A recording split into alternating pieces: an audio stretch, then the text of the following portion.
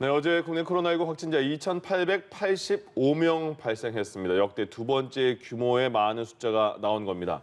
자, 엿새 연속 요일로 봐도 최다 확진자 수를 이어가면서 전국적으로 확산세가 계속해서 커지고 있는 느낌입니다. 이런 가운데 정부는 10월 말에서 11월 초에 예정대로 단계적 일상 회복 전환을 추진할 계획이라고 밝혔는데요. 관련 내용들 이재갑 한림대 강남성심병원 감염내과 교수와 함께 짚어보도록 하겠습니다. 네, 어서 오십시오. 네, 안녕하세요. 예, 네. 요새 3,000명대 안쪽으로 계속 아슬아슬하게 가고 있는 상황인 것 같습니다. 일단 지금 상황 좀 진단해 주세요. 예, 일단은 뭐 추석 연휴의 효과도 있을 수 있고요. 또 추석 연휴 전에 이미 이제 확진자가 늘어나는 추세였었는데 네. 이제 추석 연휴가 이동량을 늘리기도 하고 또 사람 간의 접촉을 늘릴 수 있는 또한 그 방역 완화, 그러니까 거리두기 완화 정책들이 추석 때 시행이 됐었잖아요. 예. 또 델타 변이 자체가 워낙에 접촉을 통해서의 전파가 상당히 이제 빠르게 진행되기 때문에 그런 영향 때문에 확진자의 범위가 예방접종률이 올라가고 있음에도 불구하고 계속 늘어난 추세로 보이고 있습니다. 예. 지금 감염 경로 알 수 없는 뭐 확진자가 40%에 가깝다. 그러면 지금 역학조사가 못 따라가고 있는 건지 아니면 그 방법에서 좀 변화가 필요한 건지 이거는 어떤 수치로 저희가 읽어야 돼요?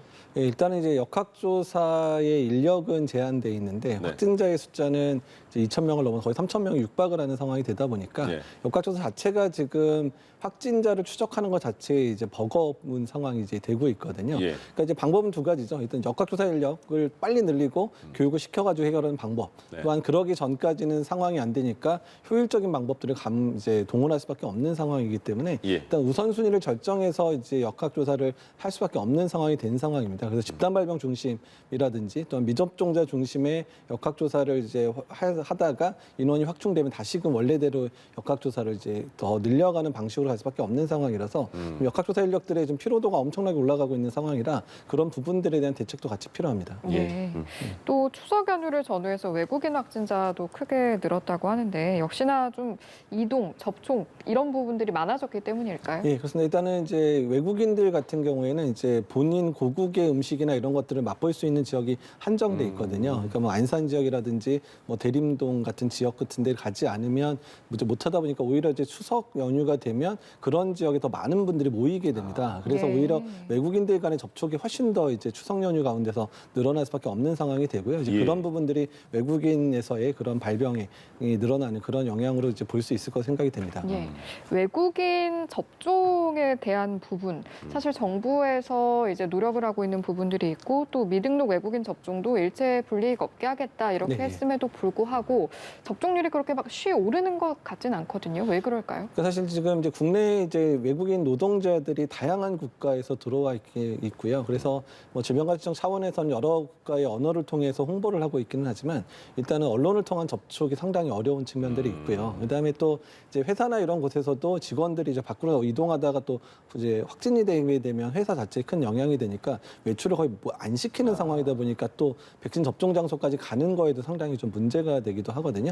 또한 이제 외국인 노동자 중에서 이제 불법 체류와 관련돼 있는 분들은 아무래도 그것들에 대해서 문제를 안 삼겠다고 하더라도 혹시나 자기의 동선이 이제 확인되거나 자기의 정보가 노출되는 부분에서 상당히 좀 두려움을 가지고 있기 때문에 그러니까 접종률이 올라가기 좀 어려운 상황이긴 합니다. 근데 어쨌든 정부 차원에서는 얀센 백신처럼 1회 접종 가능한 백신들 가지고 아예 현장에 방문해서 접종을 한다든지 이런 노력들을 현재 하고는 있거든요. 어떻게 네. 그런 부분에서 좀 더 노력을 기울여야 되지 않을까. 특히 이제 공장이나 또는 이제 사업체의 그런 고용주들하고 좀 협력을 해서 조금 더 백신 접종에 좀 더 동참할 수 있도록 하는 방법들 또한 고용주가 그 상황에서 불법 고용이 된 상황이더 하더라도 그 부분에 대해서는 일시적으로 이제 어떤 뭐 페널티를 주는 것들이 유예한다든지 이런 정책들도 좀 가감하게 시행할 필요가 있어 보입니다. 예. 교수님, 지금 우리나라에서는 확진이 되면 코로나에 네.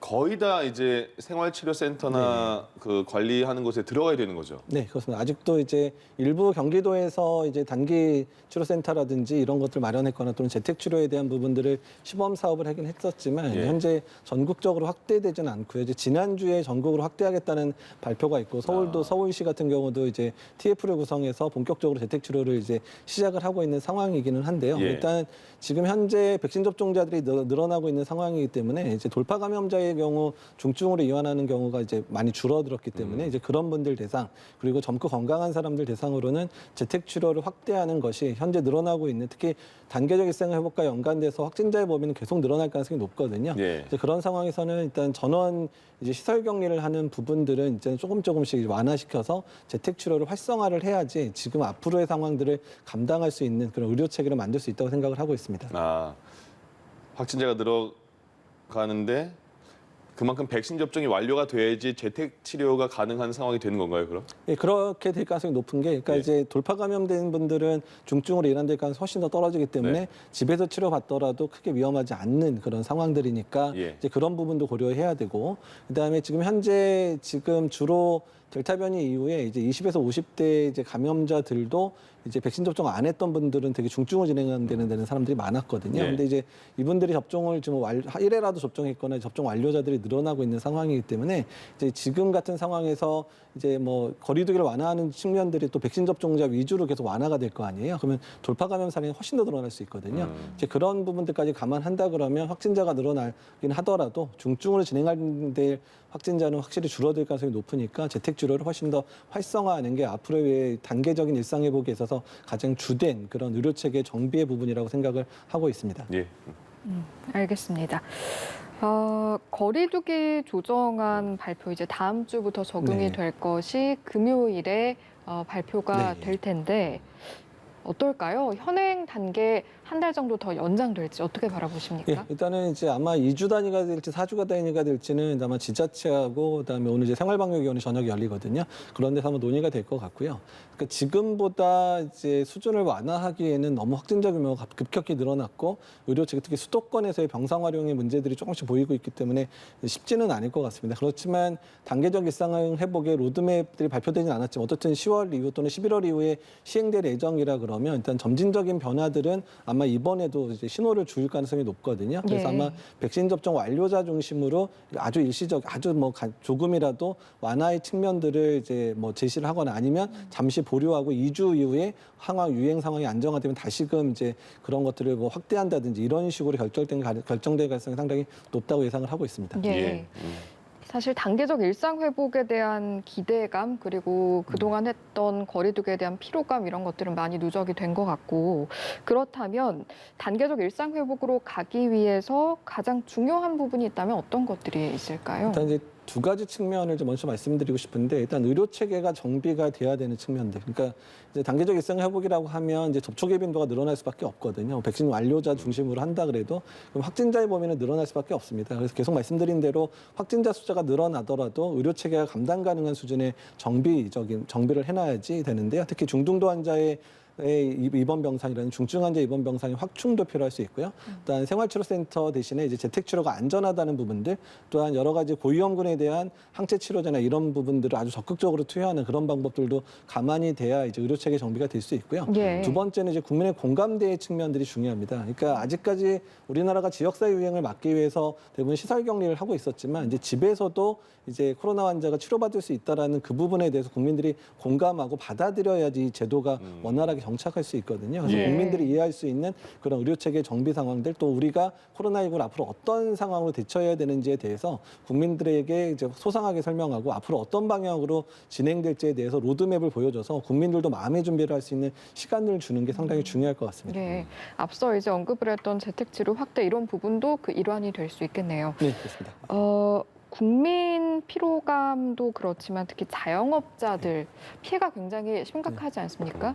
관련해서 정부가 백신 패스 제도를 검토 중이라고 하는데 이거 정확히 어떤 내용인 겁니까? 네, 사실 저희가 이제 월요일에 총리하고 그다음에 소상공인 간담회 저도 참석을 했었는데 예. 현재 그 실제 상황을 보니까 너무 고통스럽고 또한 최근에 이제 유명을 달리하신 분들도 이제 있으신 상황들이 상당히 안타까운 마음으로 회의에 참석을 했었는데요. 일단 이제 백신 패스와 관련돼 있는 부분들은 이미 유럽의 많은 국가들이 했었고, 뭐 이스라엘도 했다가 좀 폐지했고, 뭐 유럽의 많은 국가들이 했는데 예. 백신 접종 완료자 또는 최근 3일 이내에 검사 음성이 확인된 사람들만 일단 다중이용 시설, 특히 실내 다중이용 시설을 이용할 수 있게끔 하는 이제 제도를 이제 운영하는 그런 거거든요. 예. 그래서 일단은 지금 현재로서는 이제 우리나라 내에서도 이제 이제 어떤 단계적 일상 회복의 측면에 있어서는 백신 접종을 완료한 사람은 그래도 안전하게 생활할 수 있는 환경을 만들겠다라는 첫 번째 목표고요. 두 번째는 이제 백신 접종을 아직 마치지 않은 그러니까 미접종자들에 대해서 백신 접종을 독려할 수 있는 하나의 일종의 이제 격려책 또는 독려책으로 사용될 수 있는 측면이 있기 때문에 좀 가감하게 도입을 하는 부분도 고려할 필요가 있다고 생각됩니다. 예.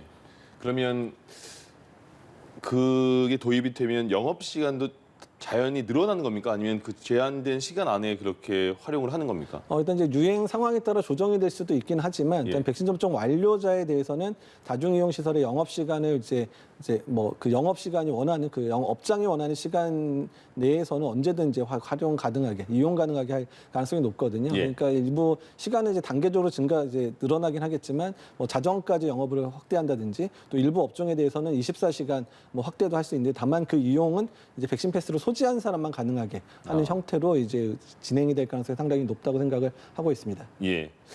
단계적 일상 회복을 위해서는 일단 백신 접종률을 높여야 된다. 정부가 그렇게 말을 하고 있고 10월 말에는 고령층 90%, 성인 80% 정도까지 높이면 좀 완화를 할 방침이라고 말을 일단은 한 거죠. 예, 그렇습니다. 일단은 이제 확진자의 범위는 이제 이런 게 완화되더라도 미접종자 숫자가 꽤 아직 있기 때문에 확진자의 범위는 많이 줄지는 않겠지만 이제 미중증 환자들이 많이 감소하고 일단 입원이 필요한 환자들은 많이 감소할 거기 때문에 일단 백신 접종자 위주로 또한 그런 정책을 했을 경우에 특히 확진자가 늘어나더라도 위중 환자는 반드시 별로 많이 발생하지 않을 거기 때문에 예. 그런 접종률이 충분히 달성되면 이런 정책들은 가감하게 실행할 수 있는 그런 이제 기반이 조성됐다라고 생각을 하시면 될 것 같습니다. 근데 지금 본인이 원하지 않아서 접종 안 한 그 성인들이 그래도 꽤 있잖아요. 네. 근데 그들이 꽤 어느 정도 접종을 적극적으로 완료를 해야지 전체 접종률이 올라갈 텐데 네. 그분에 대한 유인책 같은 건 있나요? 그러니까 일단 이제 지금 60대 이상이 한 100만 명 정도 접종을 안 했고 예. 그다음에 20대 이상 전체로 보게 되면 500만 명이 넘는 분들이 아직 1차 접종을 마치지 않은 상황입니다. 네. 근데 일단은 이제 이분들한테 뭐 경제적 인센티브를 제공하기에는 이미 접종을 하신 분들한테는 그런 게 제공이 안 됐기 때문에 그런 방법을 동원할 수 있는 방법이 없고요. 이제 예. 그래서 이제 백신 패스라는 제도를 운영을 하면 접종자에 대한 우대 정책 자체가 미접종자들한테는 일종의 불편함을 초래하는 상황들이 되거든요. 이제 예. 그런 상황으로 이제 하게 되는데 이제 미국 같은 경우에도 기사에서 다루셨지만 이제 그럼에도 불구하고 접종률이 올라가지 않으니까 어쩔 수 없이 이제 뭐 연방 정부의 뭐 직원들 또 병원의 직원들은 의무 접종을 시키고 접종하지 않으면 해고하는 조치 같은 것도 하고 있거나 예. 또 프랑스나 유럽 같은 경우는 이제 접종을 하지 않은 사람들이 이제 코로나 검사를 하려면 유료로 검사시키거나 또는 네. 치료비를 본인 부담으로 바꾸거나 하는 정도의 이제 일종의 페널티를 제공하는 국가들도 사실은 현재 이미 꽤 있거든요. 예. 다만 우리나라는 접종률이 아직 충분히 올라가고 있고 어느 정도 설득이 되고 있으니까 이제 그 정도의 강력한 조치들을 하긴 약간 이르기는 하지만 앞으로 이제 위코로나의 정책이 진행되는데 계속해서 미접종자의 그런 발병이라든지 중증 환자의 비율이 계속 증가되는 것 자체가 어떤 그 우리나라의 그런 위코로나 전략이 상당히 이제 방해가 된다면 예. 어떤 그런 조치들도 언젠가는 또 실행해야 되는 상황이 올 수도 있기 때문에 어떤 그런 상황까지 가지는 않았으면 좋겠습니다. 네. 4분기에 소아청소년들의 백신 접종도 시작이 되지 않습니까? 네. 학생들의 접종 필요성에 대해서는 어떤 의견을 가지고 계시는지요? 일단 이제 10에서 17세 접종을 이제 강력하게 추진했던 국가들이 미국이나 이스라엘이 됐었는데요. 근데 지금 델타 변이가 유행을 하면서 일단은 그 소아청소년에서의 발병 양상이 많이 바뀌고 있기는 합니다. 미국 데이터를 보게 되면 0에서 4세에서의 중증 환자, 그래서 입원을 하는 그런 소아의 비율이 거의 10배 이상 늘어났다고 그러고요. 일단 미국이 지금 한 40에서 50% 정도 10에서 17세 예방접종을 마친 상황인데 백신을 맞지 않은 그런 10에서 17세 아이들에 비해서 그 백신을 맞은 아이들 같은 경우에 입원율이 거의 10배 이상 이하로 줄었다. 그러니까 지금 백신을 맞지 않으면 입원율이 거의 10배 이상 높다라는 데이터가 계속 나옵니다. 다만 예. 지금 이제 10에서 17세에서 주로 맞는 백신이 화이자나 모더나의 mRNA 백신인데 특히 남자아이들 사이에서 심근염의 빈도가 조금 높은 그런 상황인데 그것도 뭐 사망자까지 국내에서 발생한 적은 없지만 어떤 이제 그런 부분까지 고려해서 충분히 충분하게 백신의 이득을 설명을 하고 접종을 유도를 해야 될 것 같고요. 다만 이제 이상 반응과 효과 부분만 많이 다루고 있지만 사실 아이들이 백신 접종을 했을 때 가장 큰 이득은 학교의 등교를 자유롭게 할 수 있는 그런 측면들이 있기 때문에 그런 사회적 비용까지 고려한다면 백신 접종을 권장하는 부분들은 좀 당연하다고 생각을 하고 있습니다. 예, 알겠습니다. 오늘 말씀 여기까지 듣도록 하겠습니다. 지금까지 이재갑 한림대 강남성심병원 감염내과 교수와 이 시간 함께했습니다. 고맙습니다. 고맙습니다. 네, 감사합니다.